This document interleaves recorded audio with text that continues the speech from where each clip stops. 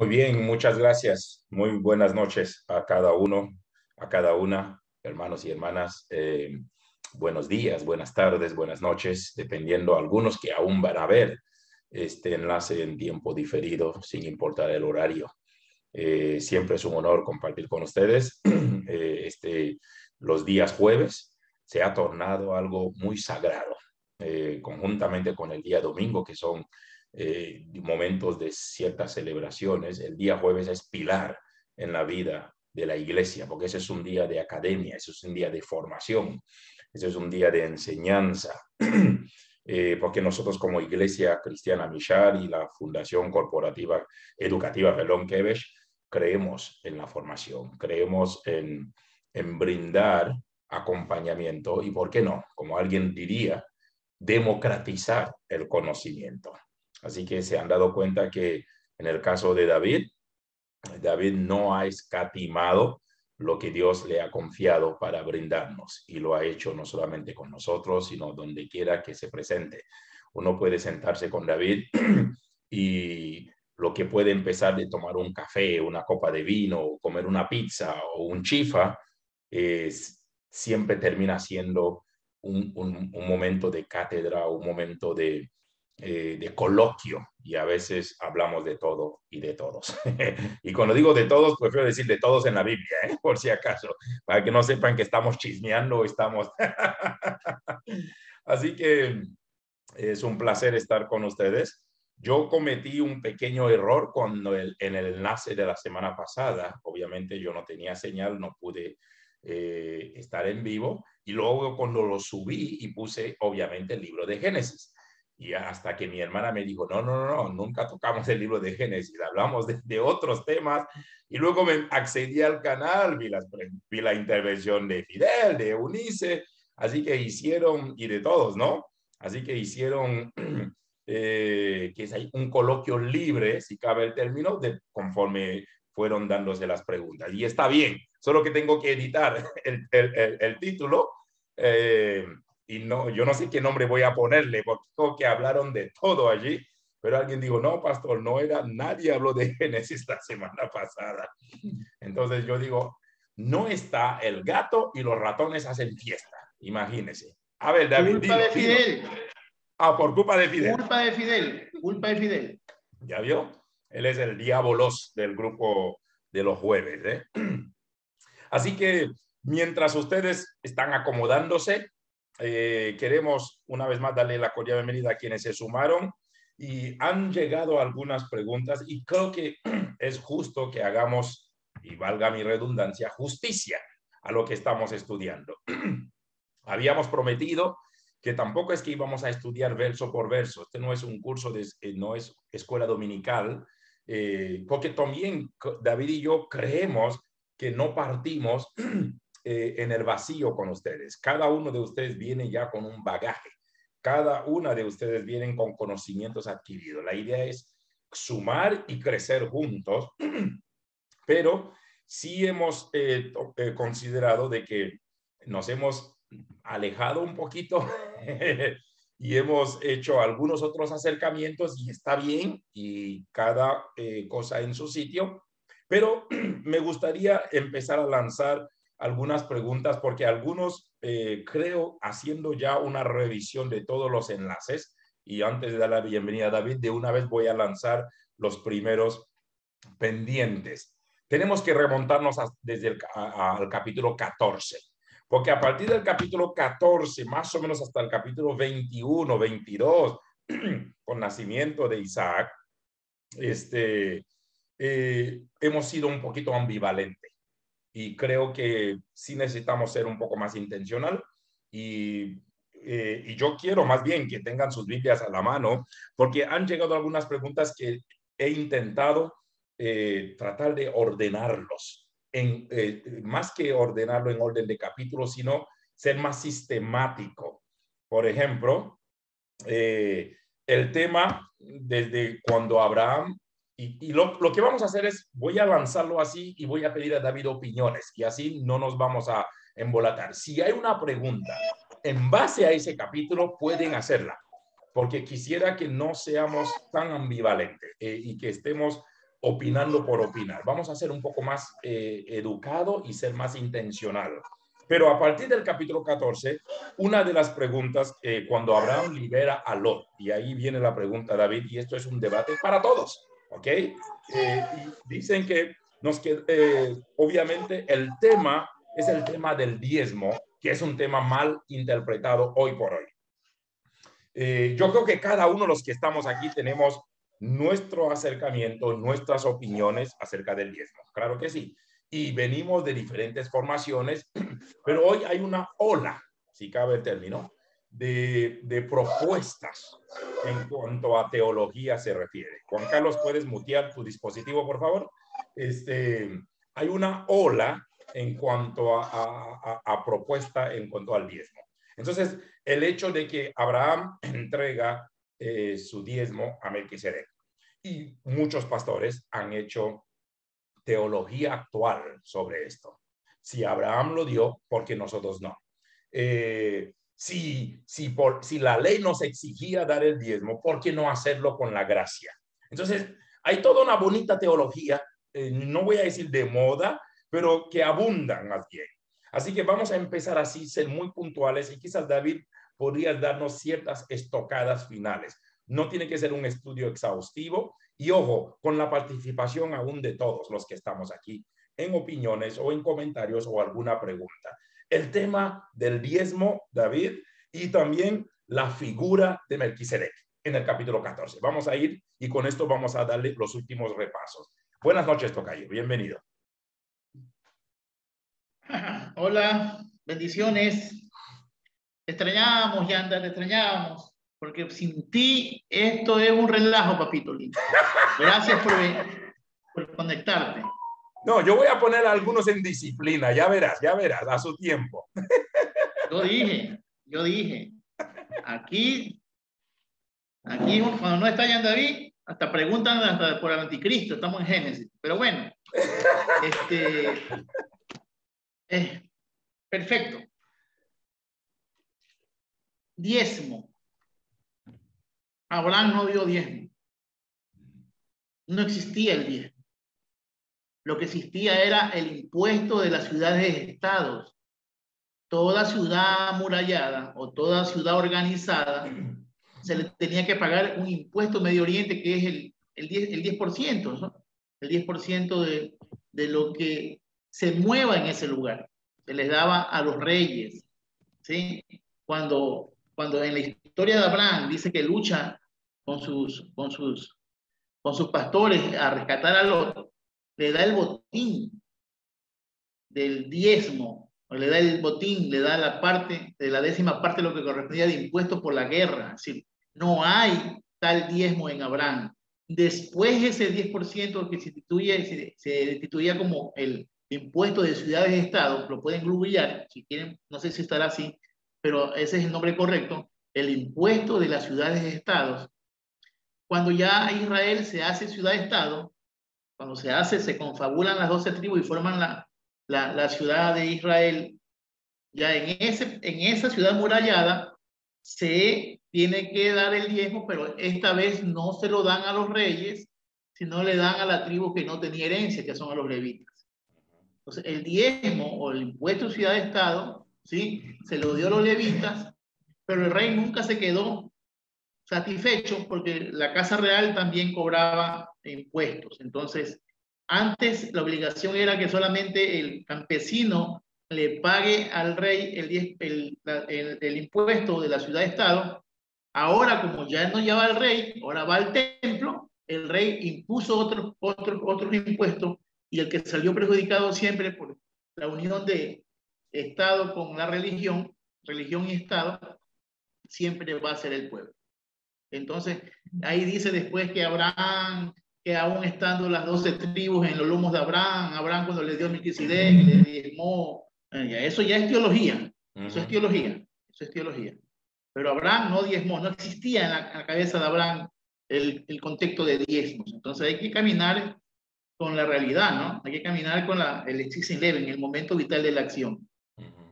Ahora, ya cuando se hace obligación el diezmo, ya en Malaquía le ponen en boca de Dios, que siempre hemos hablado de este tema sobre maldito soy con maldición, todo el pueblo me ha robado. Entonces, ya eso ya no es Dios, esos son los sacerdotes que salen del exilio con necesidad económica. Entonces, cuando ya, al momento que estudiemos sobre esto de las divisiones de nuevo, divisiones del reino y el regreso del posexilio, cuando ya reconstruyen el templo, inauguran otra vez el templo, para otra vez coger diezmos, ofrendas y primicias.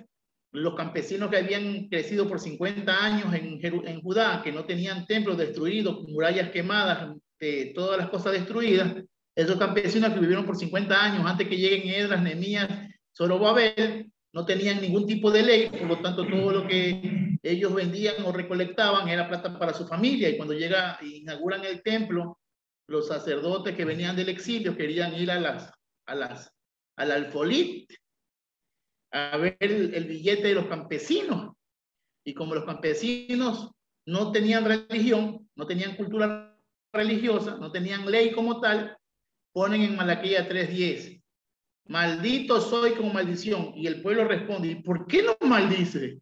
Porque todo el pueblo me ha robado. ¿Y qué te hemos robado? Yo no sé cuál es tu negocio, cuáles son tus leyes. Los campesinos no preguntan mal. Entonces Dios no le pide el diezmo al pueblo, es el sacerdote que le pide el negocio, el pueblo, los diezmos y ofrendas. Entonces ya eso se hizo el ritual otra vez, volvió el imperio otra vez a gobernar como templo.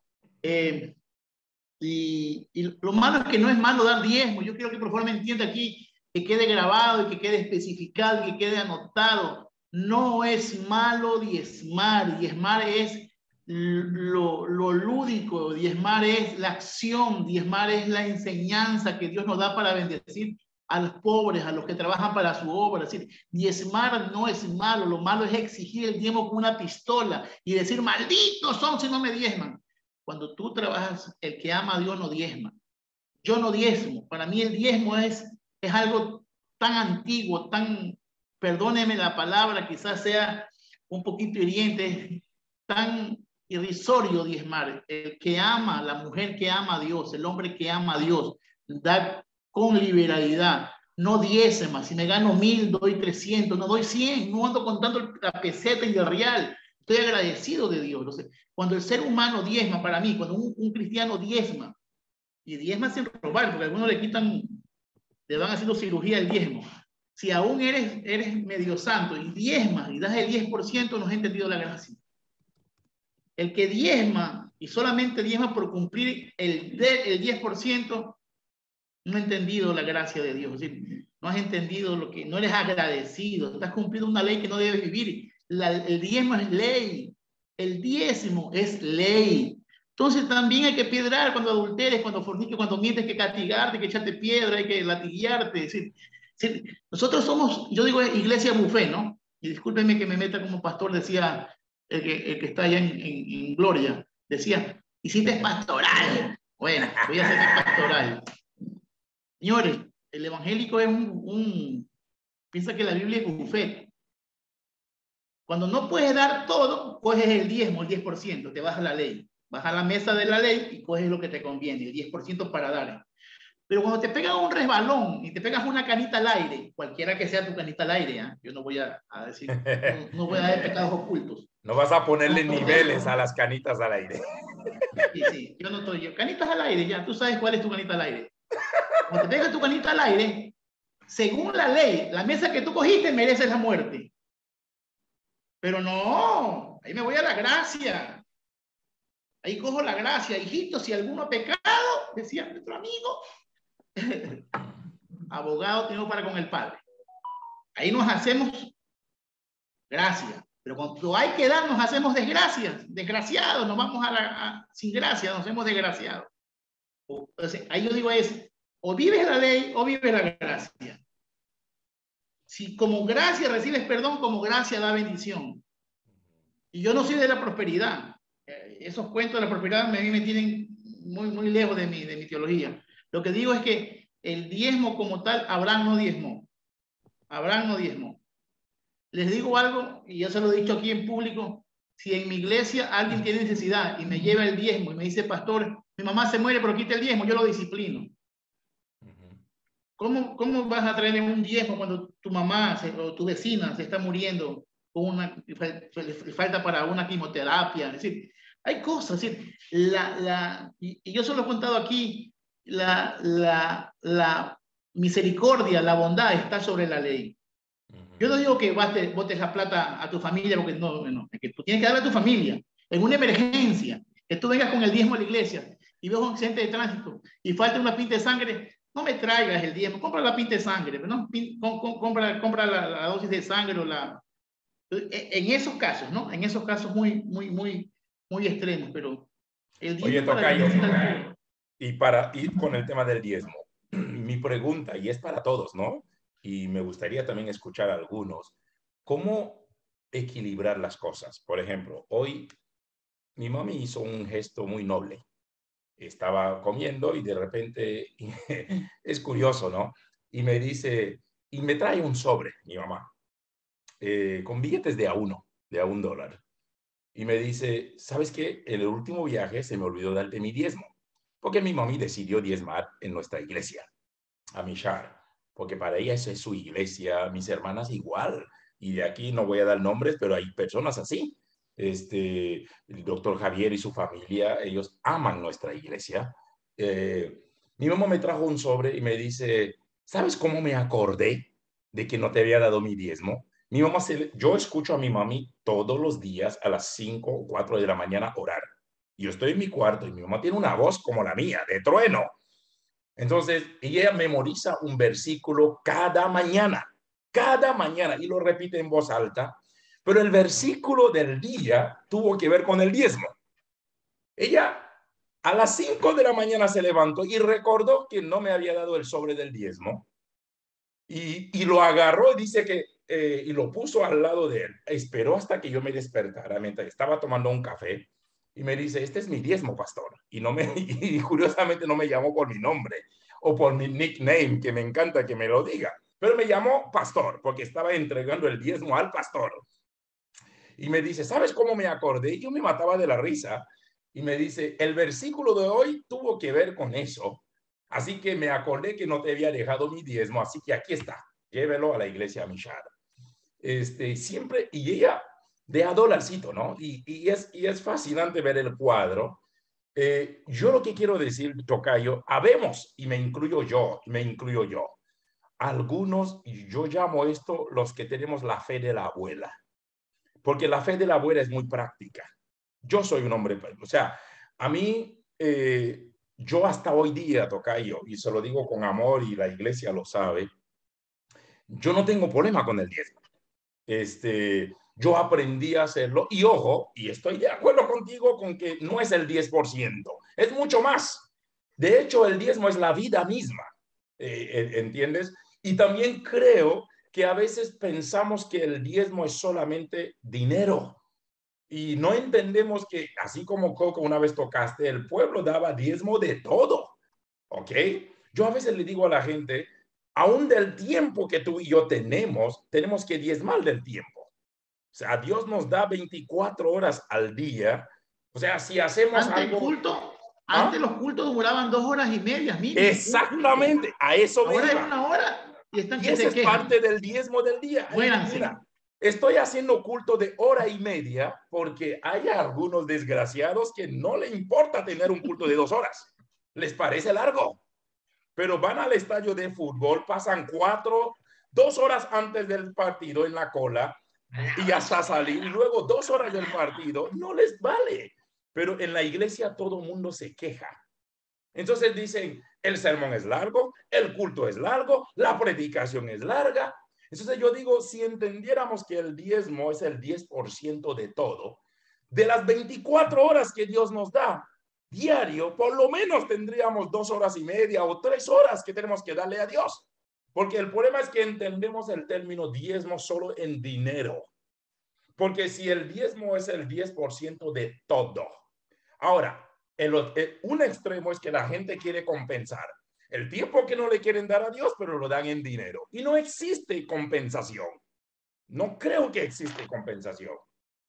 Mi Y hay pregunta, una y creo que es la conversación. pregunta de algunos, ¿cómo equilibrar? Yo le decía, cuando yo le recibí el sobre a mi mamá y de hecho le conté y yo vi los billetitos de uno, me pareció tan tierno de su parte y es algo que voy a llevar el domingo a la iglesia porque es el diezmo de mi mamá a su iglesia, como lo han hecho algunas personas que me lo han hecho llegar a mí y dicen, mira, yo quiero diezmar en la iglesia porque esta es mi iglesia, es donde yo recibo, es donde me alimento y me siento identificado con el proyecto de Dios en esta iglesia y contigo como pastor. Mis hermanas son prueba de esto.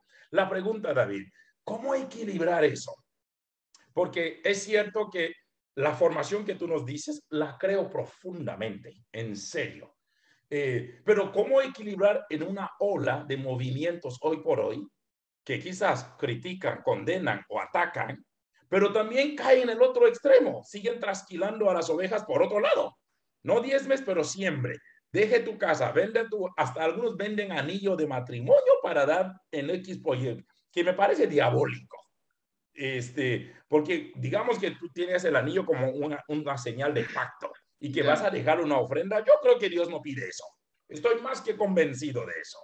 Entonces, mi pregunta es, ¿cómo equilibrar? Y número dos. Se paralizó, ya. ¿Me escuchan?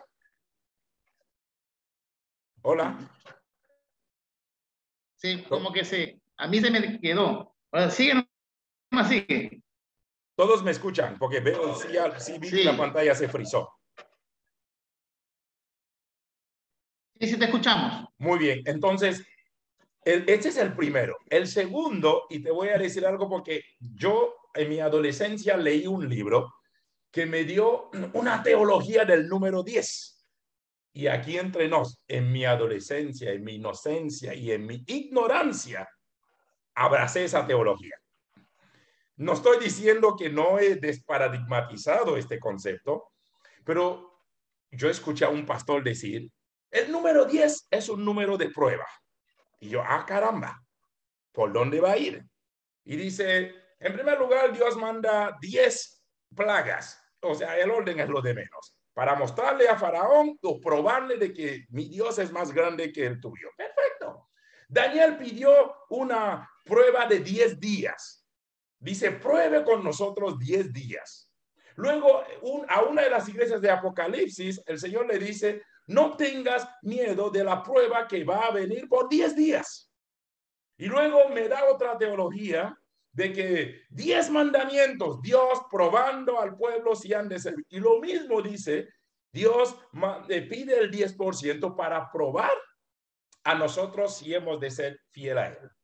Obviamente yo escuché eso en mi adolescencia y eso me enamoró, me cautivó y dije, caramba, eso estaba bonito para mí. Ojo, tenía 13, 14 años. Y a esa edad, literalmente, uno come lo que te dan. Yo tenía un año en la vida cristiana. Entonces, para mí no era difícil aceptarlo. Con el tiempo, filosofía de vida, teología avanzada, estudios, no dejo de diezmar, pero quiero saber si todavía esa postura, si no fue tan, no sé, semántico, exagerado, espiritualista. Y ahí entra otra vez la pregunta, ¿cómo mantener el sano equilibrio? Por ejemplo, mi familia y yo hablo en nombre de mi familia, y yo creo que puedo hablar en nombre de algunos aquí.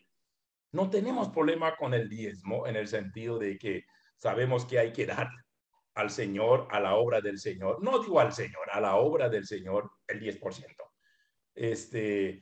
Pero también cuando te escucho toda esta postura, ¿cómo mantener el equilibrio? Y creo que por ahí va la pregunta. Y si algunos de los que están conectados tienen una pregunta, ese es el momento, porque con eso estamos cerrando el capítulo 14, porque estamos haciendo una ligera revisión de algunos puntos pendientes desde el 14 hasta el 21, que son los capítulos que hemos tocado un poquito a grosso modo, pero que nos vale tener una buena parada en cada uno. Tocayo, te paso el habla.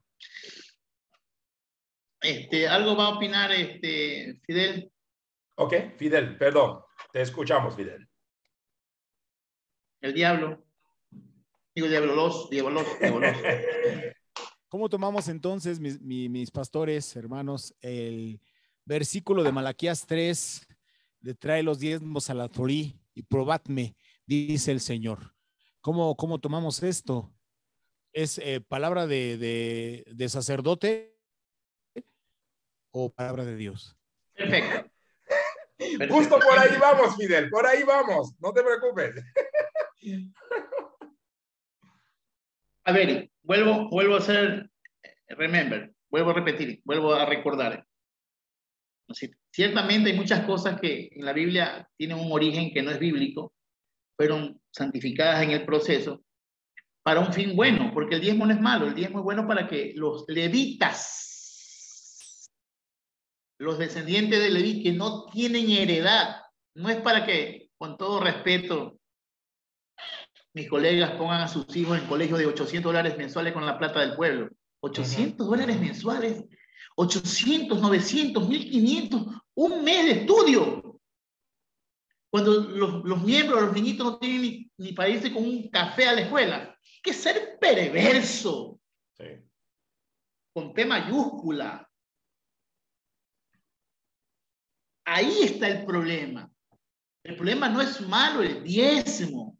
Los sacerdotes en Malaquías hablaron en boca de Dios. Es decir, no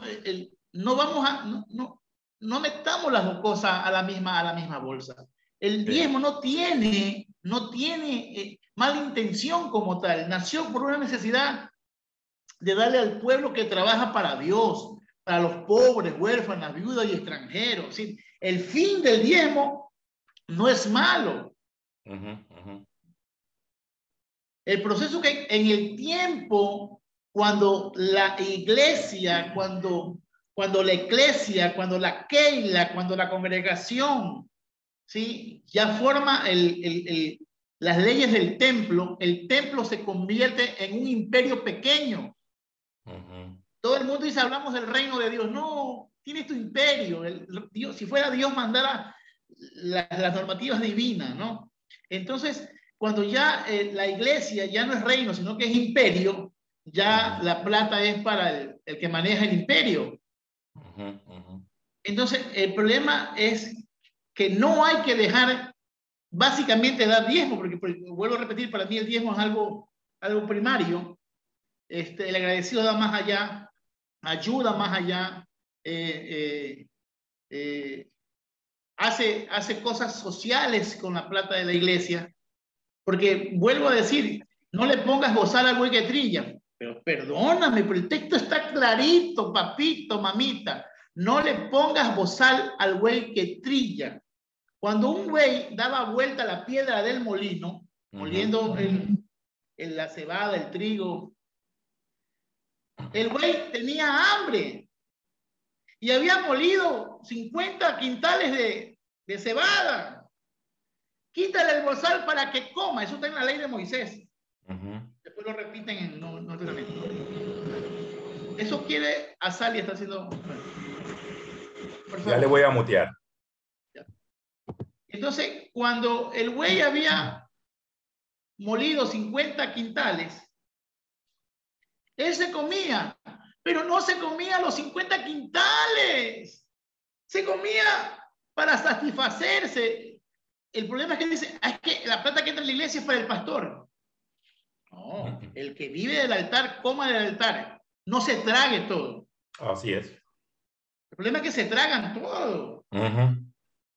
Sí, la plata que da la iglesia para la mantención propia de la organización, de los gastos, de esto, ¿sí?, de las ayudas sociales. El pastor debe tener un sueldo digno, que su familia, si es casado, viva digno.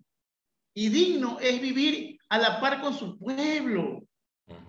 Lo malo es que los pastores, si no andamos con ternos de marca y zapatos de marca y andamos con buen perfume, buen carro, no nos sentimos dignos. No, estás equivocado. Es decir, yo digo que la iglesia que tiene para a su pastor honrarlo con un jet, déle el jet. Pero si a mí ya me dieron dos carros, BMW pie y dos patas. Yo estuve en Venezuela en mi proceso de todo lo que pasó en mi vida. Yo me fui a Colombia, perdón, a hacer un negocio de reciclaje, unas cosas, unos cobres. unas ventas de unas compras de cobre. Y fue una iglesia, y esa iglesia le había regalado al pastor, creo que un Hyundai, un carro de estos, un Kia. Y el pastor, delante de la congregación, se lo despreció, porque él era digno de un Mercedes. Yo lo quería matar. Yo le decía a mí, sácame de esta. ¿A qué me traíste? La iglesia de sorpresa le regala un carro de paquete, el pastor se lo mete por la parte de atrás porque era una carpa. Yo estaba ahí y el pastor no quiso el carro.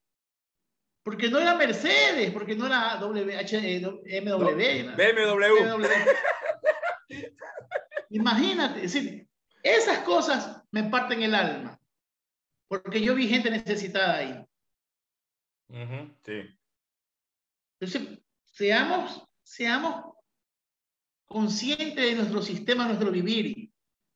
Y pastores que, yo tengo un amigo aquí, ojalá no me vea el video, ojalá no vea el video, pero aquí en Guayaquil tengo un amigo. Si está suscrito a mi canal, lo va a ver. Voy a bloquearlo.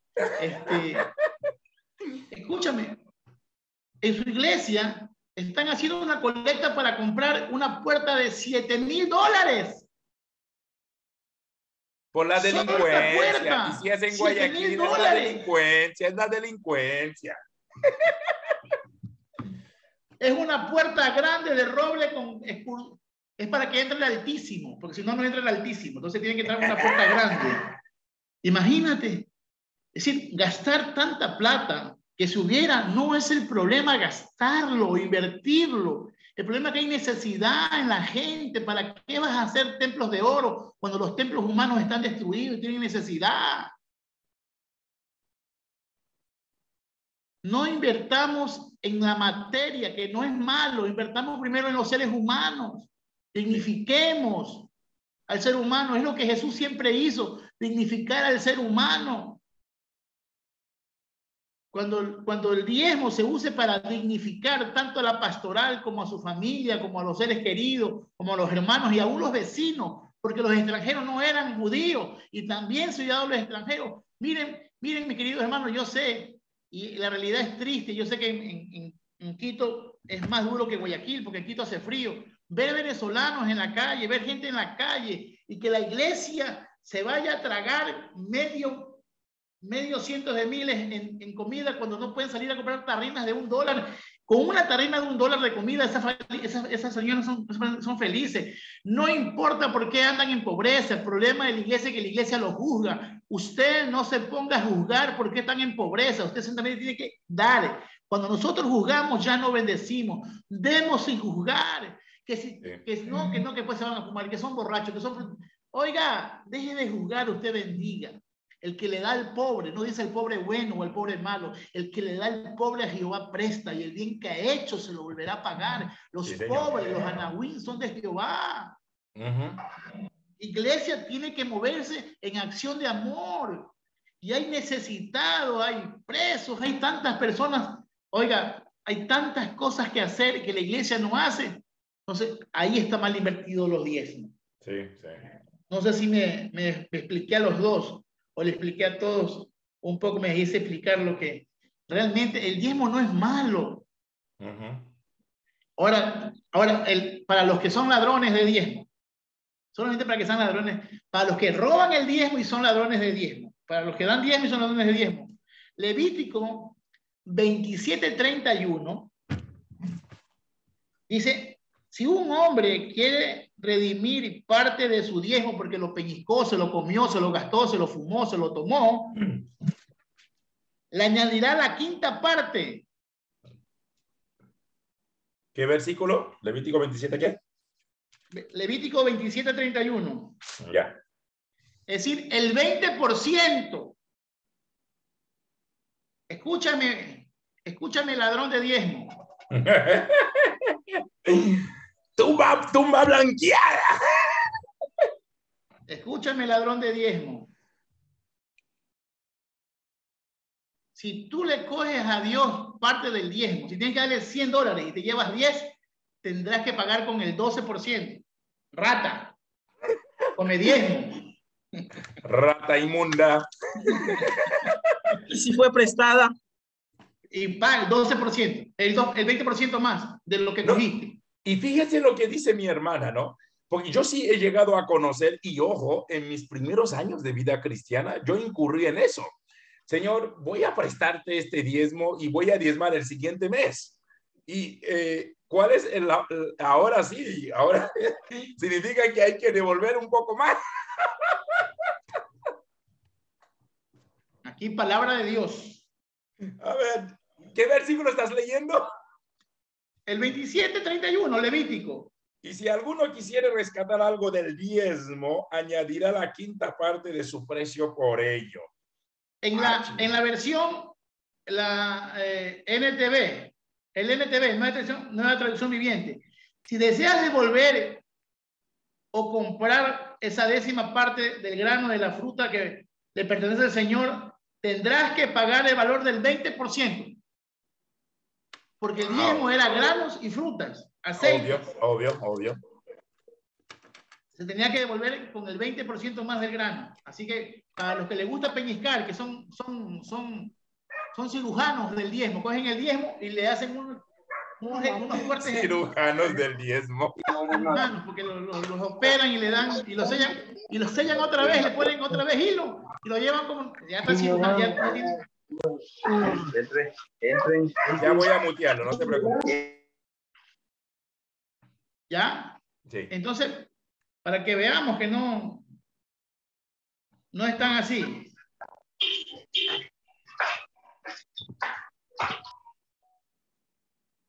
Que me están llamando, tengo que tomar fotos para que vea que estoy en una reunión. Bueno, entonces vuelvo al remember. No es malo diezmar. Lo malo es no hacer misericordia. Oh, fariseos y escribas que llevan de la mente y del nervo, se cuelan el camello, pero se cuelgan a la mosca, pero se tragan el camello, ¿no? Hagan misericordia. Yo creo que con respecto a la pregunta de Fidel, con respecto a Malaquías, ese es lo que hemos venido hablando desde Génesis, ¿no? La lectura sacerdotal y el enfoque que la gente le da, porque quien lo pide es el sacerdote, ¿no? En nombre de Dios, como tú acabas de mencionar. Vienen del exilio, ven sin plata, abren el negocio, abren el templo. Yo hablo de negocio. Él dice que en los negocios mi padre me es menester estar, dijo Jesús. O sea, yo me confundo de negocio con la iglesia. Pero abren el negocio y quiere que la gente diezme. Y la gente no podía diezmar porque no tenía cultura de diezmo. 50 años. Desde el año 500. De hecho, 70 años en el exilio y no había 50. 20, en el 606, Nabucodonosor sitia Jerusalén. Ahí se llevan los aniñados, Sadrach, Mesach, Abednego, Daniel, todos se lo llevan a los inteligentes, a la clase media alta, de jóvenes príncipes inteligentes, se lo llevan a Babilonia. Sí. Pero 20 años después, en el año 586 a.C., es que rompen el templo, queman y se llevan deportados. Entonces, del 586 al 536 hay 50 años de exilio. 70 años hay de conquista. Sí, los primeros 20 años estaban en su casa, no habían sido llevados. 50 de exilio. 50 sí son de exilio. En 50 años, imagínate quién no nace con 50 años, ya se va mi tío, me quedo yo, nazco aquí, yo tengo 47 años. Si yo hubiera nacido en el exilio sin cultura de...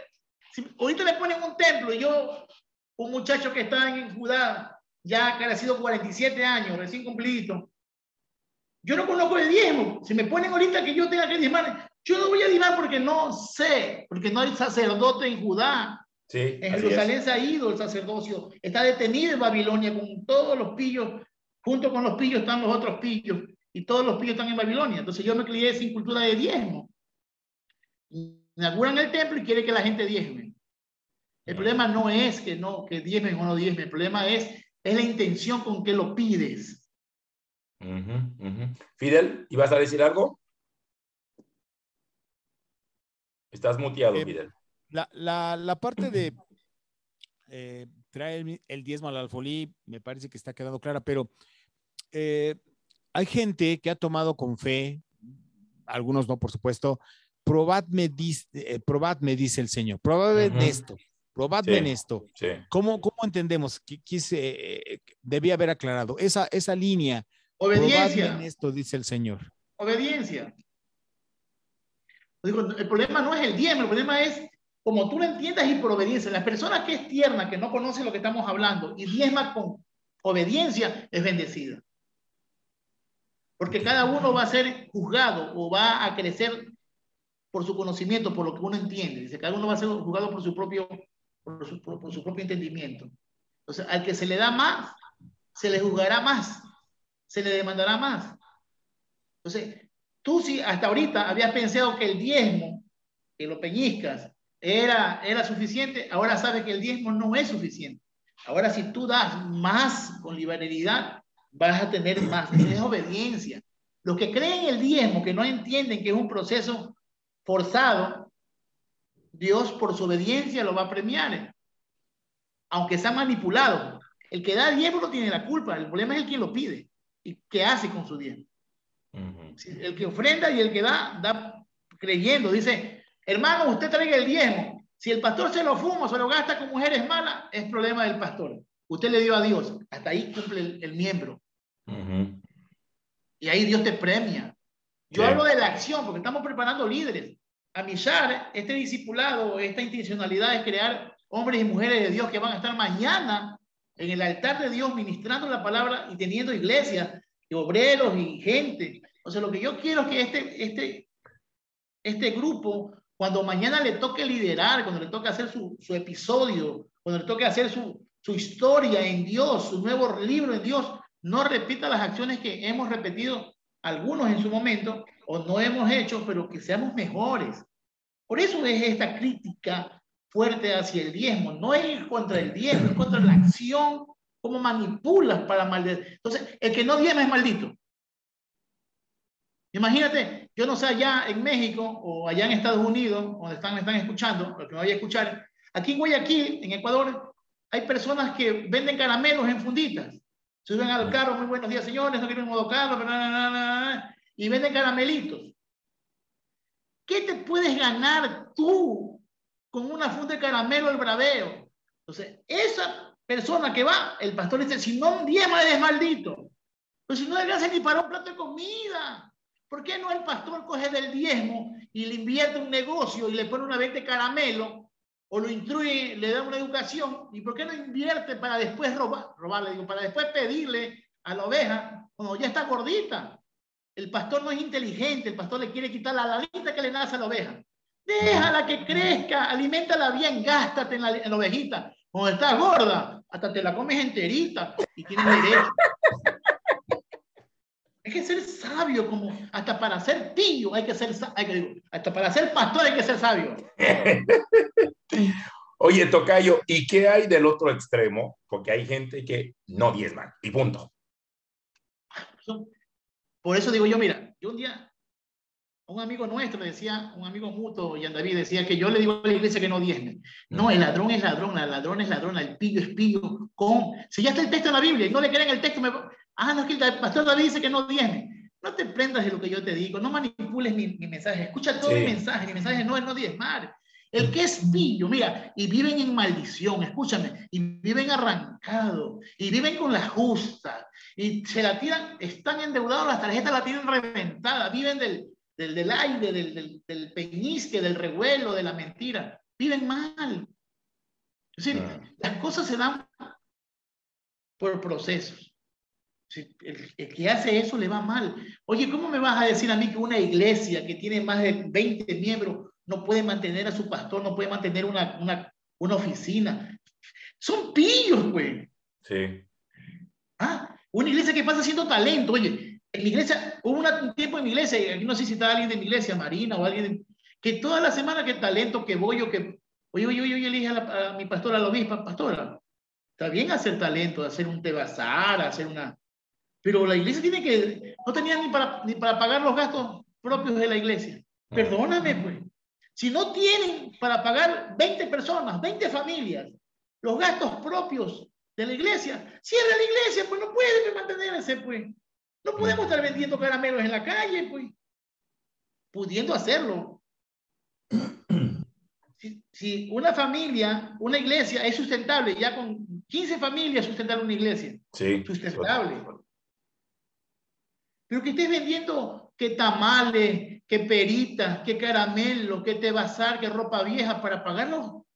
No, estás equivocado. No son Yo tengo la salvos. filosofía, una cosa es hacerlo 1 o 2 veces al mes, pero cada domingo la iglesia no puede convertirse en ventas de comida. Yo no estoy de acuerdo con No son eso. salvos. Ese es mi Obvio. concepto. Sí, No son sí. salvos. No son salvos. Para mí, persona que no le sabe dar gratitud a Dios, y no hablo solamente de lo económico, hablamos de todo, no es grata, no es salva. La mujer que tiene el Espíritu Santo, el hombre que tiene el Espíritu Santo es grato, es afable, es amable, se mueve en. Perdóname, es un fruto, es el fruto del Espíritu, Sí. el fruto de la dignidad de ese cristiano. Pero de estarle dándole martillo a una iglesia, problema. O la iglesia no es cristiana, o el pastor no está haciendo una labor pastoral de amor y de justicia, porque a veces también la iglesia reacciona. Aquí hay un método, yo no sé si ustedes lo pueden bajar, se llama Tómale el pulso a la iglesia, si lo ha visto, de Liga Bíblica. Sí. Es gratuito. Es un FODA y un DAFO, una prueba de iglesia. Ahí dice, usted diezma, sin nombre, ¿no? Son preguntas, ¿usted diezma? ¿Por qué diezma? ¿Usted qué quiere del diezmo? Yo quiero que los diezmos aparezcan. Pues hay cosas que la iglesia a veces no da porque piensa que el pastor se fuma la plata y quiere ver los gastos de la iglesia. Póngaselos, aunque no debe ser así. Sí. Hay un método para tomar el pulso a la iglesia. ¿Cuáles son las falencias de una iglesia? Eso demora 3 días, ese curso son 3 días intensivos, sin nombre, y debe hacerlo alguien que no sea Claro, que sea neutral a la iglesia local. Y después se toma todos sus apuntes, se sacan las estadísticas, se calcula, se tamiza, se pone todo y todo se tabula y se dice, mira, la iglesia está fallando en la economía, falta oración, falta amistad, y así se va dando la o sea, si toman el pulso a nuestras iglesias del sistema FODA, estamos jodidos, ¿no? Pero sí necesitamos entender que el agradecido no hay que obligarlo. Cuando tú estás enamorado no te pones a dar regalos. Te enamoras y no le das, de todo le das. Te vas a comer caramelo, lo sacas, lo chupas, lo metes en la funda, mi amor, te lo regalo, porque no tienes cómo regalar, pero el caramelo chupado, lo pruebas y se lo das. Babeado, lamido, como diría Chavo y Kiko. Ok, ¿alguna pregunta? Estamos cerrando ya el capítulo 14, el tema de diezmo con esas últimas estocadas finales, ¿no? ¿Alguna pregunta o un comentario del grupo? Yo quiero antes que terminemos el 14, tú sabes que yo paso como mi mismo apellido, no, yo soy del cordero, ¿no? Los corderos y las vacas comen y refugian otra vez comen, otra vez mastican, no tienen un doble estómago con eso. Algo me gustó de lo que ya hemos cerrado, me puse miren, a rayar toda mi Biblia, no se ve, a rayar toda mi Biblia, y me gusta algo hermoso, los detalles de las fuentes, mira cómo son las fuentes. En el capítulo 12, versículo 5, dice que ya Abraham era rico, había salido de Ur de los Caldeos con mucho ganado, ¿no? 12:5 dice, en el 12:5 dice que ya Abraham tenía dinero, y Abraham, Sarai, su mujer y Lot, hijo de su hermano, y todos los bienes que había acumulado, ya tenía plata el viejo. Abraham ya tenía 70 años más o menos, 75 años 75. más o menos, ¿no? Ya tenía plata. Pero en el 12:15, cuando el hijo de Gomere, de Abraham, el hijo de Gomere, entrega a su mujer al faraón, el faraón le da un dote, la prostituye o se la vende, o tiene miedo que lo mate y la da por mujer al faraón, ¿sí? Y le dice en el 16, en el 15:16, perdón, en el 2:16, y Abraham se fue bien por causa de ella, no que la había prostituido, la había vendido, tremendo. Y tuvo rebaño, vacada, asno, también siervos, sierva, asnas y camellos. Señores, los camellos no nacen hasta el tiempo de David. Esa historia es añadida por el yavista. El yavista va a poner en esa historia camellos. En el tiempo de Abraham los camellos no estaban domesticados. Averígüelo por History Channel, averígüelo por Historia Universal, váyase a la biblioteca judía de los osarios de Israel, de los animales. No hay camellos adiestrados hasta el tiempo del rey David, el año 1000 a.C. En el tiempo de Abraham no había camellos como animales de carga ni de nada, no estaba. Ahora, otra cosa, Dice el versículo 15 que el faraón le toma por mujer ¿no? Faraón le toma a Sara por mujer, la pide por mujer, el faraón. La palabra faraón es un término que se inventó en la dinastía 18ª.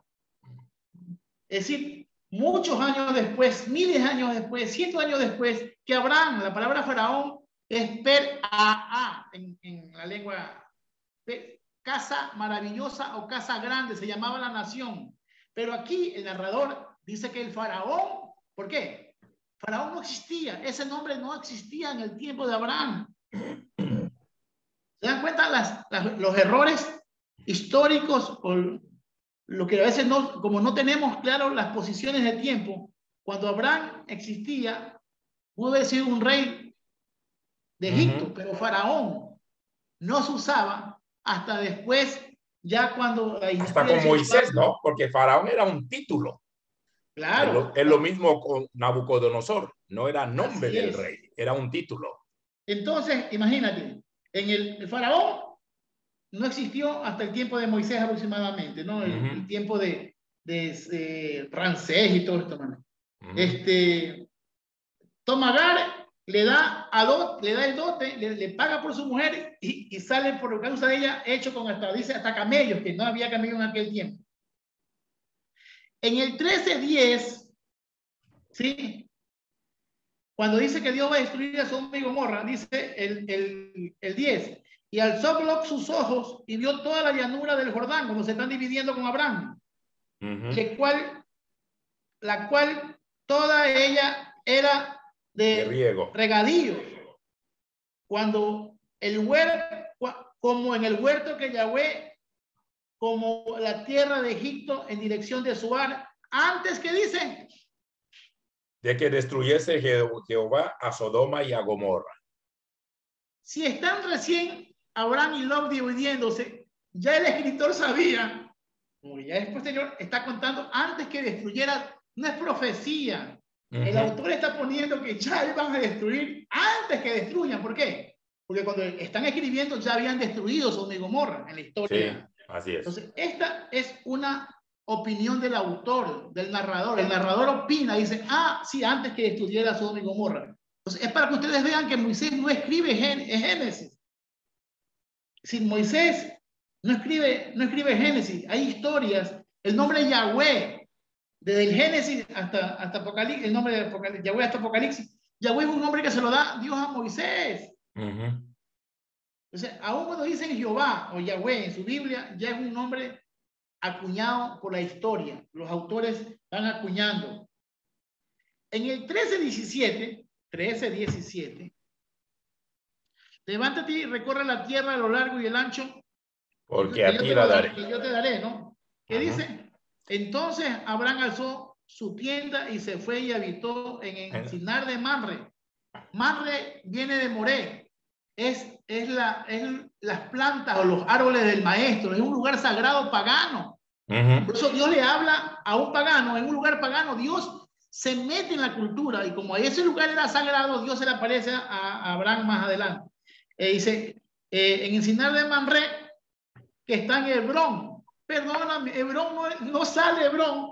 Hebrón no sale hasta el 23:2, cuando Génesis 35 era Kiriat Arabá. Sí, cuando existía era Kiriat Arabá. Pero Hebrón le pone ya cuando hay divisiones y guerras. Entonces, el nombre de Hebrón está adelantado a su tiempo. El escritor, como ya se llamaba así, le puso el nombre, pero en el momento se llamaba Kiriat Arabá. Kiriat Arba. Sí. Ay. Y el 14:14, he estado viendo así cositas. Me encanta. Siga haciendo tu catarsis, siga haciendo tu catarsis. 14:14. Venga, como diría Fidel, habla, Señor, tu siervo oye. 14:14. Cuando oyó Abraham que su pariente había sido hecho cautivo, movilizó a sus 318 de los partidarios nacidos en su casa, y lo persiguió ¿hasta dónde? Adán. Dan no existió hasta la división del reino, hasta las tribus. Hasta la muerte de Salomón no había Dan, no había la ciudad de Dan. Y de hecho se habla de una división como un punto de encuentro cuando hablan desde Dan hasta Beersheba, que es muy común en la Biblia, ¿no? Es como un perímetro muy reconocido para muchos. De hecho, eso está mucho en el libro de Samuel. Cuando dicen desde Dan hasta Beersheba, reconocían que Samuel era un siervo de Dios. Y este término se va a mencionar en muchos libros, Crónicas, Samuel y Reyes. Josué. Josué también, desde Dan hasta Beersheba. Entonces, hay palabras que están en las historias que están fuera de sitio, pero nosotros como no sabemos o no tenemos ese ojo clínico de ver fuentes, no podemos ver los errores de fuente. En el 15:14, me encanta el 15:14 para los que no tienen hijos. 15:4, perdón, 15:4. Es cuando habla de no te dará sino que te dará uno que saldrá de tu un hijo pene. Tuyo será el que te heredará. La palabra en hebreo es mehat y es de tus partes íntimas, de tus entrañas, de ahí, de la parte sexual. Si no me vas a sacar a nadie como herencia de algún, no, vas a ser de tus partes íntimas, de tus entrañas, de tu órgano sexual, de ahí te saldrá un hijo. Y me encanta el 6, dice, y le creyó Yahweh a Jehová y le fue contado por justicia. Creer viene de Amán. Amán es creer. Entonces, Abraham es el padre del amén, no de la fidelidad, que hablábamos la vez pasada. Sí. Fe y amén significan lo mismo, creer. Pero fidelidad, emuná, que también sale de amén, es ser firme y no de claudicar aunque no veas la realidad. Ser fiel va más allá de nuestras decisiones, de nuestras verdades. Ser fiel va más allá de la fe. Abraham creyó a Dios. Razón con lo que tú dices, porque Abraham es el padre de la mente, no de la fidelidad, porque si así fuera no nacería Ismael. Por eso Dios se le revela en el 17 y dice, yo soy el Todopoderoso, anda delante de mí y sé perfecto. O sea, eso es como un golpe a la no fidelidad de Abraham, al Abraham que no supo esperar, al Abraham que no supo aguantar, al Abraham que no realmente... Pero Abraham sí claudica en su fidelidad. Sí. Porque la mujer en el versículo 16, en el 6, versículo 2, dice, así dijo Sarai a Abraham, mira ahora Yahweh me ha impedido, es decir, ella es la que ya había esperado, dice el capítulo 3, versículo 3, por 10 años de que llegaron ahí. 10 años también es duro que una señora esté esperando la promesa desde el pacto hasta que nace, ya eran 10 años. Si tampoco... A veces somos medios inhumanos, ¿no? No, que a Sara le faltó fe. Son 10 años, pues 10 años esperando parir, ya vieja, es duro. Y cada año sabes que se te tuesta más el sartén, el frijol, es duro. ¿Sí? También hay que ver la capacidad humana de Agar, de Sarai, ¿no? 10 años esperando el pacto, la promesa. No llega, le dice, Dios me ha impedido, o Dios no ha querido tener hijos. Te doy a mi esclava, que era normal en las leyes hititas. Y en las leyes de Hammurabi, las leyes de Medio Oriente, las leyes de Nusi, ¿sí? Está legalmente estipulado que la ama le puede dar a su esclava por mujeres. Sí, era normal, era ley, así como es palabra de Dios. Usted la Biblia, para ellos las leyes de Medio Oriente eran sus leyes. Sarai no comete ningún tipo de pecado, quiere ayudar a Dios. Ella va a poner un granito de arena para ayudar a Dios. ¿Y qué va a hacer? Le va a entregar a Abraham, el padre de la fe, ¿sí? A una muchacha de entre 12, 14 años, 15 años, ¿sí? Bravísimo, el viejo se fue a acostar, bravísimo. Fue pateando a la mula. Qué sufrimiento de Abraham, ¿no? Bravísimo, ¿no? Que le diga a su esposa, anda, a la sirvienta que tiene 14 años. Bravísimo se fue Abraham a acostarse con Agar, ¿sí? porque estaba en las leyes de Medio Oriente. Fue forzado Porque el pobre. Sara le puso el sartén por la nuca, pues. Obediente. Sí, obediente, le dijo Rabo Verde. Como Mandarina, dice, mandarina. mandarina. Oye, hablando de Rafael, ¿han leído sus posts? Dice que este grupo nos depravamos y no somos tan informales, pero es un goce de experiencia, dice Rafa. Por aquí estuvo hoy día comiendo cebollado conmigo. Ya me di cuenta en la foto, desgraciados, y no invitan. Rafa, lo único que no te perdono es porque eres barcelonista, nada más. Por lo demás, eres cuate mío a muerte. Porque para mí, no, yo sé que estás con la selección del Ecuador, pero yo sé que eres barcelonista, sin vergüenza. Pero para mí el cura se viste de blanco y levanta la copa a la Madrid y es liga también. Hablando de paganismo, es un lugar sagrado, un tiempo de reflexión sagrada, hablan de paganismo. Porque ese Barcelona es un toro con cacho y es un ídolo. Ya por ahí estaba ya entrando en pecado. Entonces, sabe decir imagínate. Luis Ochoa, a Jacob Ame y a esa aborrecí. Hablando de la liga. Oigan, entonces, el dato era que la esclava pariera entre las piernas de la ama. Cuando salió embarazada, lo que tenía que hacer era Agar, era sentarse frente a la ama y parir sentado encima de las piernas de Sarai, y como el niño pasaba botando sangre entre la vagina y piernas de Sarai, el niño recibido debajo de las piernas de Sarai era hijo legítimo del matrimonio, adopción. Entonces, Sarai lo que está dándole es lo que ahora se llama vientre de alquiler, niños probetas, ¿sí? Imagínense, ya la tecnología ahora es avanzada, pero lo que están haciendo es un vientre de alquiler, claro, obligada, ¿no? O una inseminación artificial lógica por las piernas el acto de parir, pero bueno, el otro sabrá cómo predica esto mejor. ¿Qué dices? Y sin plata de por medio. Y sin plata de promedio, claro. Entonces, el hijo que le van a hacer a futuro a Agar es hijo legítimo. Señores, legítimo, entiéndalo, tatúeselo. A veces somos tan judíos, nos hacemos tan judíos, que queremos negar la realidad de la historia. Sí. Ellos no tienen la Biblia, ni tienen la Torá, ni la Tanakh, ni tienen ninguna ley nuestra, que para nosotros puede ser inmoral, pero para ellos era legítima la ley de hacer parir a una esclava en medio de las piernas para que su hijo sea un hijo adoptado por su ama, un niño de casa, un príncipe. Eso lo hacían. Están en las leyes de los hititas, las leyes de Nusi, las leyes de Ilpidistar, las leyes de Hammurabi. Hay leyes en Medio Oriente que no están, que son antes de la Biblia. La Biblia es una ley para el pueblo judío. Hay leyes universales. Y entre las leyes universales está el parir tu esclava, adopción por medio de la esclava. Entonces, ¿qué es?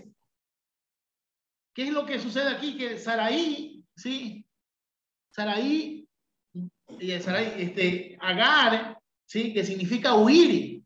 Agar, mire el nombre que le pone el escritor bíblico a la egipcia.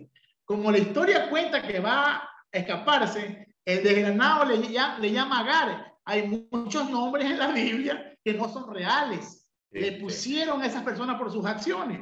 Entonces, Agar significa huir. Entonces, Dios va a tener, Sarai va a tener un hijo a través de la huir, de la que va a huir mañana embarazada, y va a salir embarazada, va a huir, y se va a ir lejos de su señora. ¿Por qué?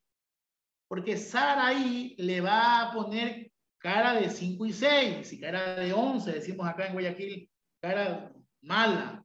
Se le va a trepar, la va a tener agobiada. ¿Por qué? Porque también la egipcia, peladita, inconsciente, también imprudente, va a ver a su ama ligeramente, dice el hebreo. La palabra es ligero. Sí, la llama, Porque esa es típica de las mujeres, ¿no? Esta es la maldición de Agar. Escuchen, mujeres. Esta es la maldición. Cuando tú quieres pelear con alguien y te dice alguien que tú no quieres hablar, una persona, tu esposo, o estás celoso con alguien y alguien te dice, oye, Sara, ¿qué quieres? Esa mirada ligera, ¿sí? El ¿Sí? término no es que le faltó el respeto, pero lo miró con... No, Mira, es como cuando uno define, la gente habla de abominación. Abominar no es odiar. Abominar es amar menos. Ese es el concepto de abominación. No es Así odiar, sino amar menos. Entonces, lo que hace Agar no es que la irrespeta, pero le baja un poquito desprecio, el tono dice, a la atención, ¿no? Donde ya no eres mi heroína. Yo pude parir para tu marido. Ya no eres mi atracción. O sea, pero por ahí va el asunto. No, y es un mensaje bastante fuerte. La mira con desprecio. Exactamente. En la textual dice desprecio. Y la palabra hebreo es ligero o rápido. Ya. Son perversas. Las mujeres saben cómo golpear. Sin palabras golpean. Sí, tienen un espíritu. ¡Hable con ella! Ya pide enseñar a su esposa. Entonces, aquí. Y ella va a ir a Egipto. Y Dios se le aparece. Ella va para Shur, camino de Egipto. Ella va a tierra Shur. Ella va para Egipto. Ella va a volver a su casa. Embarazada, se va a llevar al hijo. Y Dios la para. El ángel de Jehová se le aparece. Imagínate, la teofanía divina se le aparece a una esclava. Y mira aquí, y que hay, no sé si yo voy a aplicar mal el texto, pero yo creo que ustedes también no me crean y los que están escuchando lo analicen. Dice el nuevo, entonces le dijo el ángel de Yahweh, vuélvete a tu señora y humíllate. La palabra es aflígete. Otra vez, sufre desprecio. Bajo sus manos. Pero mira, a cambio de esa aflicción, de aguantarle la caña a esa malcriada, a esa vieja también malcriada, le dijo el ángel de Jehová, te multiplicaré en gran manera tu descendencia, debido a la multitud, no podrás contarla. También le da promesa. Sí, el precio de la madre de seguir viviendo bajo la cobertura del papá de Abraham.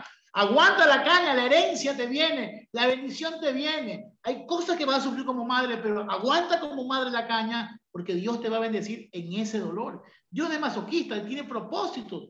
Y si tú vas a ver allá, en el 12 dice, y será un hombre como asno salvaje. Su mano estará sobre todos y la mano de todos contra él, y vivirá enfrente de sus hermanos. Hay promesa. Aguanta la caña, Agar, no te salgas de la casa, vive bajo la cobertura de la vieja malcriada, igual es tu ama. En el hebreo dice que le quitó la cobertura de ser la concubina, la volvió otra vez esclava después que parió, pero Agar sufrió el desdeño de esta señora, pero bajo una promesa de Dios. Y después, sí, ahí le dice, y llamó el nombre Yahweh, que había hablado con ella, Ata el Roí, que significa, porque dijo, he visto quien yo también las espaldas de aquel que me ve. ¿Sí? Imagínate, si yo vi a Dios, tengo una promesa de Dios, ¿sí? Y vas a ver que más adelante le promete Dios a este muchacho tener 12 tribus, 12 naciones. Y ojo, David, este fue el primer momento, pero ya llega un momento en que Sara va a pedir que la saquen. Ahora sí, no la quiero más, no la soporto y la va a despachar. En el 6. Abraham dice, he aquí tu sierva es en tus manos. Haz con ella como te parezca. Ya el viejo rabo verde también ya ha hecho el fiel, ¿no? El fiel. No, tú eres mi vieja, ¿no? Las otras son mis mujeres, yo para ti te amo. Haz lo que quieras. No sé, pero son cosas que yo creo que ustedes vean los detalles de la historia, que son interesantes, ¿sí? y te vas a dar cuenta que el hijo legítimo, ¿sí? En el 17:20 dice aquí una promesa: por cuanto a Ismael te he oído, he aquí lo bendeciré y haré fecundo y te multiplicaré en gran manera, engendrará 12 príncipes y haré de él una gran nación. La promesa de las 12 tribus no se la dio a Ismael, a Isaac, se la dio a Ismael. Yo no quiero poner en plan de duda lo que usted cree o lo que usted ha aprendido o lo que dice la fe judía, pero acuérdense que la palabra 12 tribus o 12 naciones o 12 reyes, el 12 es anfitrionías, son los grupos para hacer una nación, para hacer un pueblo, habían que hacer 12 tribus o 12 príncipes. Entonces, legítimo como para hijo consolidar una candidatura se requiere una cantidad de firmas. Así es. Esa es la anfitrionía, 12 tribus. ¿Sí? Entonces, señores, después le dice más adelante, que no sé si avanzaremos, le dice Jehová, en boca de Jehová ponen los escritores bíblicos: dame a tu único hijo. ¿Cuál es el único hijo? Si fuera de historia, Isaac no es el único hijo. El único hijo, si tuviera la historia contada antes de la historia de Isaac, su único hijo era Ismael. Dejémoslo ahí para que se le dañe un poco la fe y se vaya un poco. Dejémoslo a este tamaño. Ahora, pero una cosa, ahorita que mencionas. Hijo, no habla de Isaac. Único hijo no habla de Isaac. Único hijo. En la historia, el único hijo es Ismael. Después ya tienen 2 hijos. Por último, pero el único hijo, cuando habla de único hijo, no se refiere a Isaac la historia. Solo se lo pongo ahí en plan de duda. Dios no se equivoca de decir, Dios no desconoce a Ismael como hijo, entonces no puede decir único hijo. Dios está reconociendo a Ismael como hijo y va a ser bendecido. No puede ser que mañana le diga a Isaac que era el único hijo. No. Hubiera sido tu segundo hijo, o hubiera dicho el hijo de la promesa, tu único hijo. La historia no es con Isaac.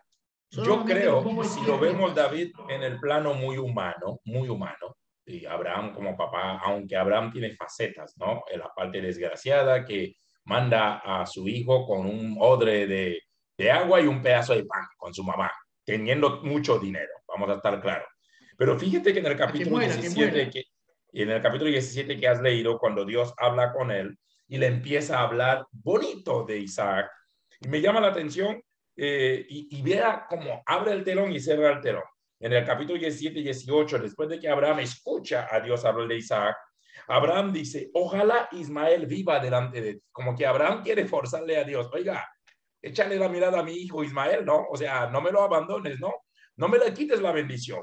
Versículo 19, Dios sigue hablando de Sara, sigue hablando de Isaac, y luego Dios le contesta como quien dice: no me interrumpas, estoy terminando de hablar. Y luego en el versículo 20 dice: y en cuanto a Ismael, porque como que Dios ya miró el corazón de Abraham. Abraham, yo estoy seguro que amaba al muchacho, porque cuando a Sara le pide que lo saque, dice la Biblia que Abraham se afligió. O sea, no te pases, ¿no? ¿Cómo voy a sacar a mi chamaco de la casa? Pero Dios le dijo a Abraham: escuche a la voz de Sara. O sea, hay todo un dilema allí, viejo. O sea, si empezamos a verlo en la parte muy humana, en la parte, o sea, yo creo que hay conflicto en el pasaje, hay tensión. El problema es que lo que hacemos es leer la Biblia de manera canina, solo olfateamos, olemos, pero no escarbamos las cosas de fondo. Y aquí hay, y como diría Justo González, ¿no? La historia tiene su historia. Entonces, sí hay cosas de fondo allí en el pasaje que creo, y como bien lo dijiste, no hay que leerlo a vuelo del pájaro. Y a veces lo leemos netamente romántico o románticamente y no leemos intencionalmente. Por ejemplo, estos detalles que tú mencionaste en los capítulos previos, a simple vista la gente no entiende.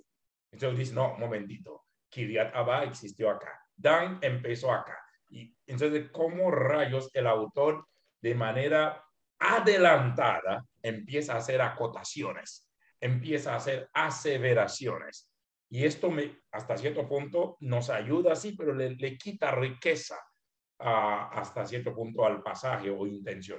Ahora, no son cosas de mala fe.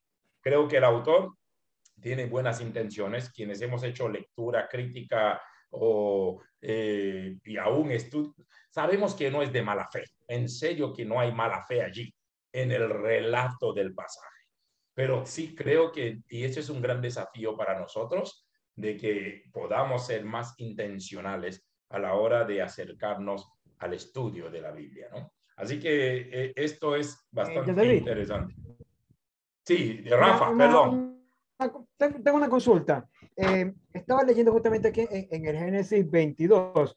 Es muy cierta lo que dice David, que dice, toma a tu hijo único, el que está en el versículo 2. Pero en cambio el versículo 3 dice, Abraham se levantó de madrugada y ensilló su asno, también cortó la leña para el holocausto y junto con 2 de sus criados y su hijo Isaac se encaminó hacia el lugar. La duda que tengo es, por lo que estaba leyendo, eso es una fuente eloísta, ya. Pero la pregunta es, ¿cuál fue la intención de poner el nombre de que es Isaac? Esa duda quisiera que me aclararan. ¿Por qué los eloístas ponen el nombre Isaac? Y más adelante, también en el versículo 1, que también es eloísta, indican ellos mismos único hijo. Esa duda la tengo. Pero curiosamente, Rafa, en el versículo 1, tu único hijo, y añade algo, a quien tú amas. Esa parte a mí me rompe el mate, obviamente en la versión 60. No sé qué habrá en el idioma original, por si acaso. Pero fíjese que cómo se amplía tu hijo, tu único, y a quien amas, como que va subiendo la temperatura. Claro. David, pasamos el podio.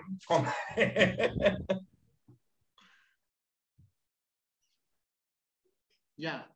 A ver, lo que sucede aquí es,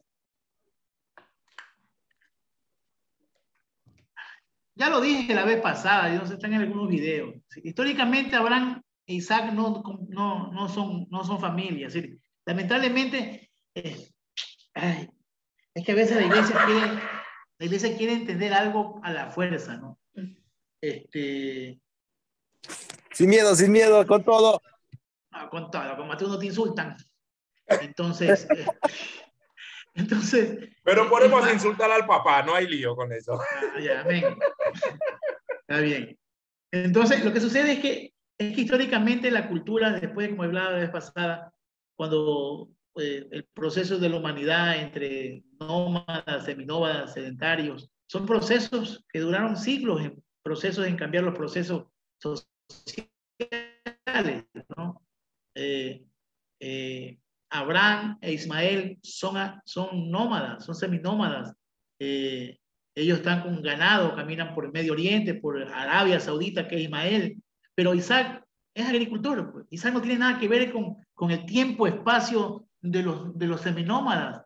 Entonces, originalmente en una crítica histórica como tal, no empata a Abraham con Ismael. Yo no puedo decir, y si usted cree que si Isaac, sin haber nacido Isaac, no nace Jesús, es problema suyo, ¿no? Usted piensa, usted quiere conectar a Jesús, salvación, Isaac, Abraham, ya se fregó. No va a encontrar salvación por medio. Mi salvación no proviene de Abraham, ni de Isaac, ni de Jacob, mi salvación proviene de la resurrección de Cristo. Y entiendan esto. Cuando la iglesia entienda que nuestra salvación no depende del linaje de carne, sino que depende de la resurrección y muerte y resurrección de Jesucristo, que fue exaltado hasta lo sumo y se le dio nombre sobre todo nombre. En el nombre de Jesús somos salvos por la resurrección. Antes a mí no me importa. Yo no soy judío, aunque tengo apellido judío, Kebesh, Ben Javidez, David Kebesh, Ben Javidez, mis dos apellidos judíos, Sefardi y toda la... Pero mi salvación depende de la resurrección de un ser que se hizo Dios. Se proclamó Dios por resurrección, no por nacimiento. Y aún Jesús en vida desechó o basurió el linaje de Abraham. Mi padre puede sacar piedras hijo de las piedras. Así, a mí no me vengas a defenderme. Pero hay judíos, cristianos ahorita, o cristianos judíos, que hemos tenido tanto amor a la fe judía. La Biblia hecha por judíos nunca van a salir más parados ellos. Nunca, escúchenme, nunca van a salir mal parados ellos. Como decía el que en paz descanse. Siempre el judío va a ver que la maldad ha venido por otros pueblos, ha venido por los hermanos. Los judíos son culpables. ¿Por qué? Porque los hermanos, Judá e Israel y todo, pero ellos no. Así, siempre hay una excusa literaria. Acuérdense que la Biblia, palabra de Dios para usted, que para mí no es, contiene, el judío va a poner su nación. Miren, yo digo tanto, el judío celebra hasta el día del holocausto. Celebra el día que se celebra todos los días. No se dan cuenta, mis queridos hermanos y hermanas, que el judío tiene que celebrar una fiesta que no la ha celebrado nunca, que es el sacrificio de Isaac. ¿Por qué no celebran la fecha? ¿Conocen la fecha de la luna? Cuando salieron del Éxodo. ¿Saben cuántas veces echaron las piedras al agua? ¿Cuándo fue Moisés? ¿Y cuándo fue? Ellos tienen una genealogía y todo es fiesta. Hoy se conmemora la fiesta cuando Isaac echó, Elías echó a la olla de comida con veneno, la purificó. Ellos tienen todas las fiestas y no celebran una fiesta importante, la fiesta del sacrificio de Isaac. No celebran. No hay esa fiesta. ¿Sabe por qué? Porque esa fiesta la celebran los árabes. El día del sacrificio de Ismael sí celebran los árabes. Entonces, yo, que tengo 2 dedos de frente y muchas dudas, y mañana ojalá Dios me ayude a entender todo lo que dudo, porque dudar y no creer no es lo mismo, dice Cancerbero. Dudar y no creer no es lo mismo. No es que yo no creo, yo dudo. Que cuando se le dio la palabra, esa palabra a tu único hijo que amas, está hablando de Ismael. Por eso que los árabes celebran el día del sacrificio de Ismael. Y después la Biblia, como fue escrita, pusieron a esa persona como Isaac y cogieron la historia, pero no celebran el día del sacrificio de Isaac los judíos. Erwin, que conoce de raíces, no sé si esto lo verá Isaías, y hoy yo estoy para ser corregido, no crea que porque soy expositor me la sé toda, ¿no? Yo he averiguado, no tienen día de sacrificio de Isaac. O sea, yo pido que repensemos. La Biblia llegó, pero llegó de la mano de ellos. ¿Sí? Por eso por ahí dice que David conforme al corazón de Dios, pero cuando era niño, el asesino, mujeriego y criminal se hizo adulto. Que Salomón era sabio, sí, pero sabio antes que se aparte y se vaya con las mujeres egipcias y haga todas las diabluras que tú no has hecho. Entonces, las historias son contadas, pero a veces como que vemos solamente la parte. Ay, dice David conforme al corazón de Dios, dice, y se ponen medio románticos. Ay, David fue un asesino, criminal, mujeriego, mató. Fue todo. Casi pastor. Bueno, por lo menos pastor de ovejas era. Sí, pastor de ovejas. Pastor de ovejas.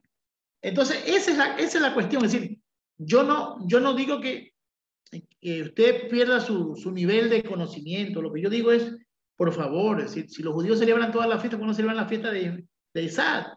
Sacrificio, sube en la montaña, échate para el monte, amarra al niño, que viene el ángel a cogerte de la mano. Entonces, esa historia es una denuncia hebrea, no es una historia. El que la quiere ver como sacrificio de Jesús está bien, nosotros podemos hacer todas las teologías del mundo. El niño es Jesús, la madera es la cruz, el padre es el cuchillo, pero no lo termina matando. Y Jesús sí muere, que se entregó por nosotros. Está mal aplicado la figura de que Jesús mata a su hijo. No, Dios él se entrega por amor a nosotros. Lo que sucede es aquí un problema. Lo que está diciendo ahí es una denuncia judía.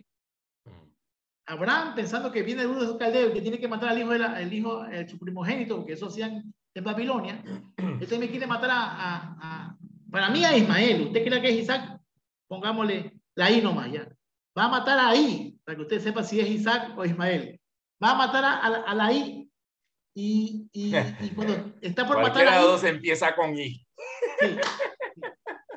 Entonces, va a matar ahí. Pero Dios le dice, no, no, no me mates. Él va a matar a su hijo. Y en el monte le dice, yo soy el Jireh que te provee. No me mates niños en Israel. El mensaje no es que Dios le pide.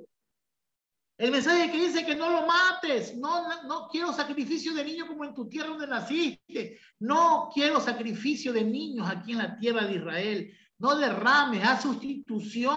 Yo soy el Jireh, el que me presento y proveo, porque Jireh no es el que da. Es que Jireh significa Jehová proveerá. No, la palabra Jireh en su etimología es el que se presenta. No te manda las cosas por InDriver, no te manda las cosas por ser de entrega, no. Él se presenta y te da, el Jireh, el que se presenta a darte, el que empieza a sustituirte, pero él llega a darte.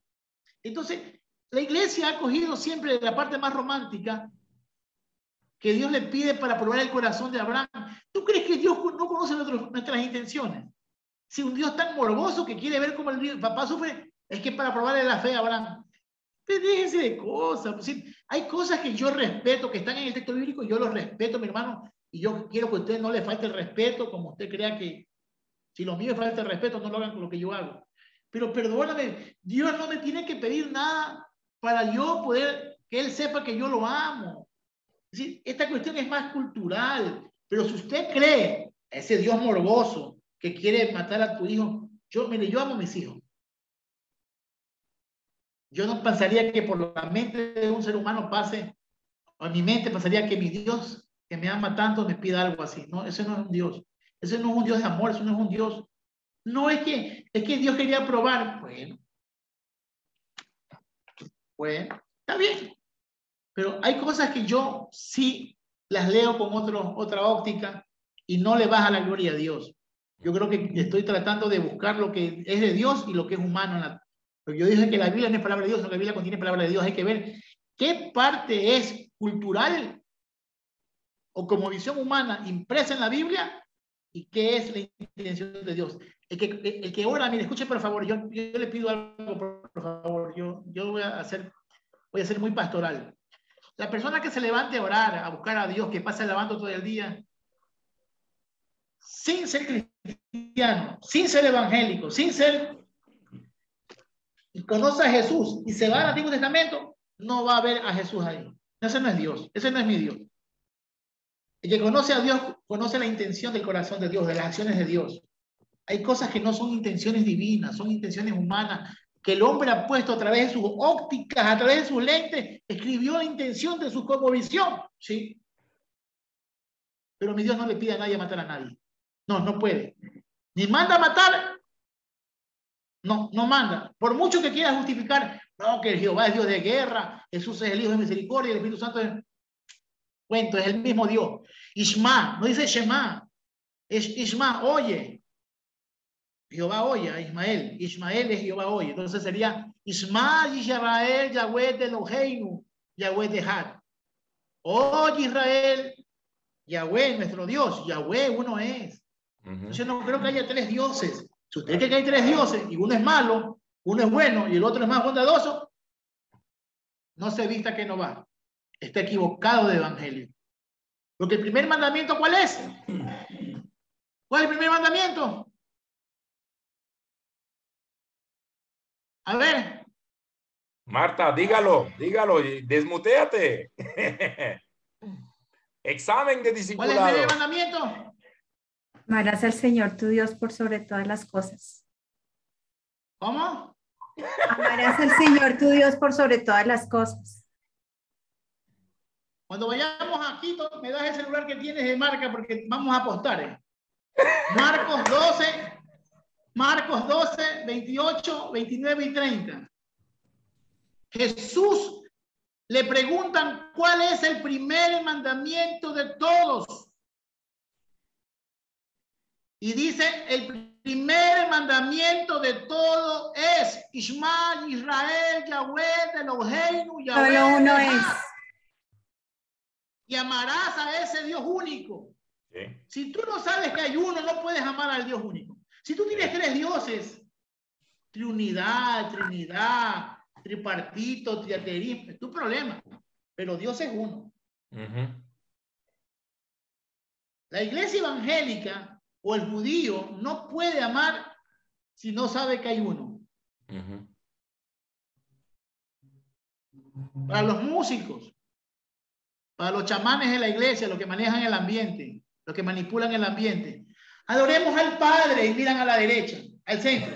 Ustedes miran a la derecha, adoremos al Hijo, adoremos al... Brujería. Y luego te dicen, bienvenido Espíritu Santo ahora. Brujería, brujería, brujería y brujería.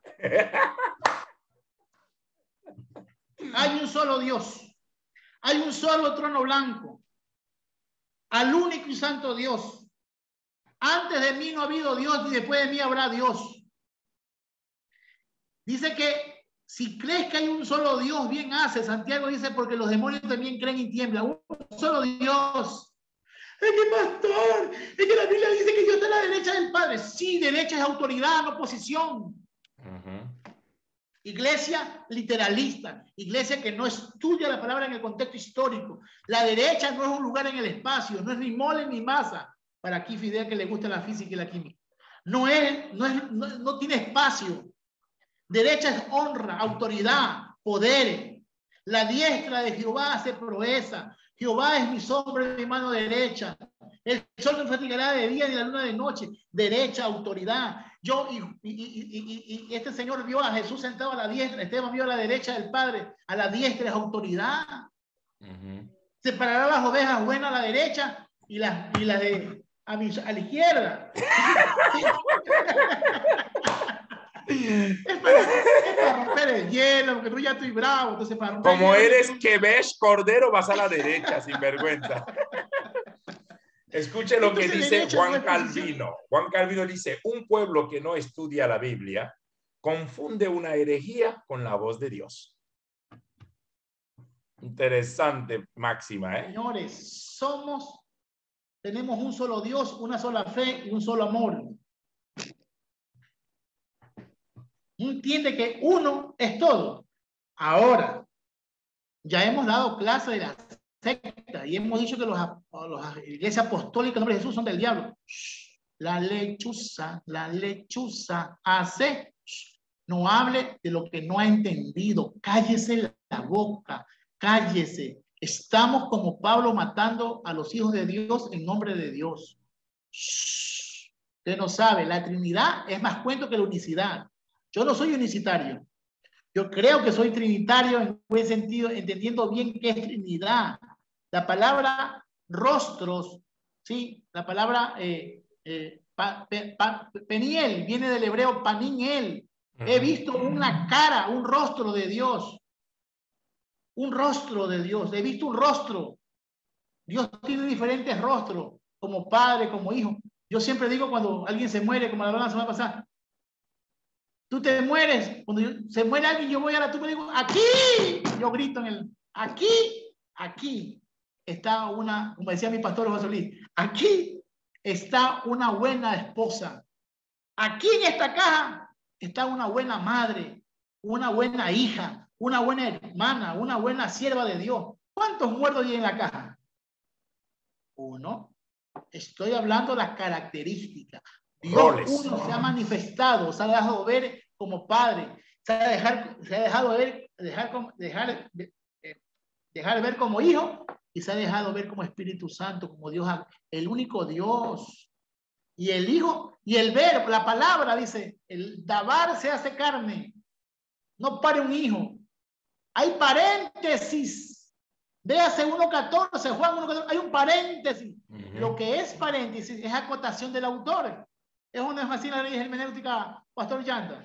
Sí, señor. Y el verbo, dice en hebreo, la palabra, el dabar se hizo carne y habitó entre nosotros, tabernaculizó. Y vimos, entre paréntesis, y vimos su gloria como gloria del unigénito del Padre. Aclaratoria. El único santo Dios murió por mí. Por eso dice Filipenses, dice, y se humilló a sí mismo hasta lo sumo. Estás conectado con Rafa, ¿eh? Justo le está escribiendo en el chat eso. Sí, Dios es el diablo, uno de los dos. Dice, Y se humilló a sí mismo hasta lo sumo, tomando forma de siervo, haciéndose un hombre cualquiera, y se murió hasta la maldita, vergonzosa muerte de cruz. Por tanto, él, dice, Dios mismo, en estado y Dios lo exaltó hasta lo sumo y le dio nombre sobre todo nombre, un nombre sobre todo nombre. Ya no es Jesús. Nombre que Y no un sabe, Shem, punto. un Shem sobre todo Hashem, para que el Hashem que se le otorgó a Yehoshua, a Jesús, a Josué, a como se llama en español, se doble toda rodilla y toda lengua que dice que Jesucristo, que Yahoshua es el Señor para la gloria de Adón el Padre, de Adonai nuestro Padre. Es decir, hay cosas, volvió otra vez a la dignidad divina, volvió otra vez al nombre secreto, al nombre sobre todo nombre, el nombre divino que nadie lo pronuncia ni nadie lo conoce. Volvió otra vez Jesús, al levantarse de los muertos se le dio un nombre sobre todo nombre. Vean Filipenses, vean en griego. Es maravilloso la exaltación, la humillación y la exaltación de Jesús. Es maravilloso. Hay un solo Dios y a Él esperamos, o a Él espero. Y si no viene, que no venga. Seguiré esperando. Es mi esperanza de gloria. Yo no tengo problema con la parucia, con el rapto de la iglesia, la segunda venida. Pero eso son esperanzas, son locuras mías. Son como cuando yo creía en el ratoncito que se daba plata por los dientes, como el ratón. ¿No se llama el ratoncito que daba plata por los dientes? Ratón Bueno, Pérez. el ratoncito Pérez. Así mismo, una esperanza de niño no daña. La resurrección no me daña. La parucia no me daña. La vida eterna no me daña. Son esperanzas de gloria. Ningún mensaje de Jesús me ha hecho daño. Ningún mensaje de Jesucristo me ha hecho daño a mi vida. Que si no viene, que no viene, que si viene, que si se fue, no se fue y para qué viene. Son formas de hacer filosofía nuestra, pero Él mora en mí suficiente. Soy eterno.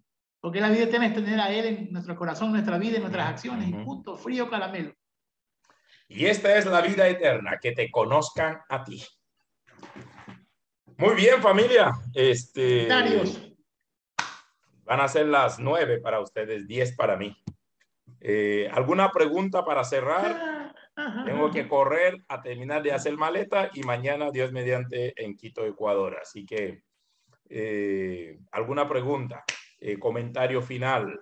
Estamos siguiendo el hilo de algunos detalles que hemos dejado, cabos sueltos, desde el capítulo 14. Creo que hoy hemos tocado profundamente el capítulo 14 con el tema del diezmo, un poquito, bueno, la figura de Melquisedec también más adelante, pero vamos a ir recogiendo algunos elementos sin dejar ciertos cabos y ser muy intencionales, como lo dijimos al inicio.